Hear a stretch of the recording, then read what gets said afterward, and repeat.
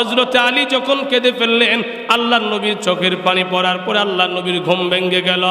আল্লাহর নবী লাফ দিয়া শোয়া থেকে উঠা হযরতে আলীকে জড়ায়া ধরলেন। তাকায়া দেখলেন হযরতে আলী কাঁদতেছে।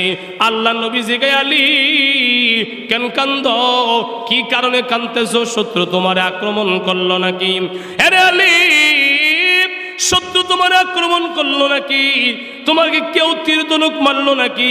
হযরত আলী কয়, না নবী, আমারে কেউ আক্রমণ করে নাই, তীর ধনুক মারে নাই। আল্লাহর হাবিব আলী রে তাইলে পোকা মাকড় কামড় দিয়েছে না গো নবী? আলী কেন কান্দো? আল্লাহর হাবিবকে ডাক দেয়া কই, নবী গো, ওই পশ্চিম আকাশে তাকায় দেখেন সূর্যটা ডুবে যাচ্ছে। ওগো আল্লাহর নবী, সূর্যটা যদি ডুবিয়া যায়, আমরা এখনো আসরের নামাজ পড়ি নাই, আসরের নামাজ রয়ে গেছে। নবী গো, আপনি উঠলে আমরা আসরের জামাত পড়ব।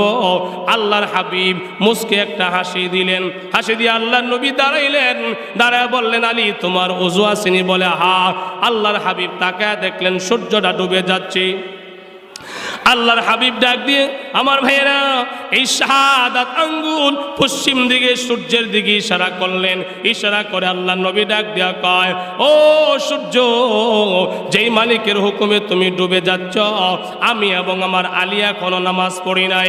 সূর্য রে, ওই মালিকের হুকুমে আমি মুহাম্মদ তোমাকে অর্ডার করলাম, তুমি আসরের নামাজের জায়গায় চলে আসো। হযরত আলী বলেন, আল্লাহর কসম, আমি তাকায় দেখলাম নবীর মুজিজা। আমার দ্বীনের নবী শাহাদাত আঙ্গুল দিয়ে ইশারা করতে দেরি, আমার নবীর ইশারায় ডুবে যাওয়া সূর্য আসরের নামাজের জায়গায় আসতে একটা মুহূর্ত দেরি করে না।